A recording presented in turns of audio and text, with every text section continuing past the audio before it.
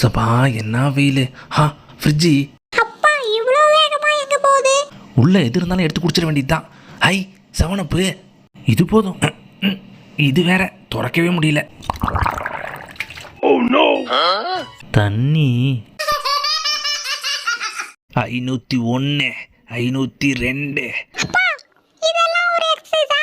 Exercise எப்படி பண்ண தெரியுமா? 1 2 3 4 இப்படி செய்யணும். சபா என்ன வெயில். பா முடியல. ஃபேன் மட்டும் இல்லைன்னா என்ன ஆவறது?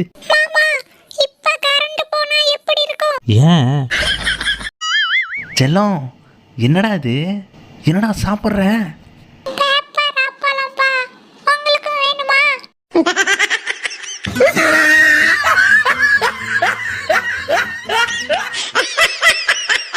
ஐயோ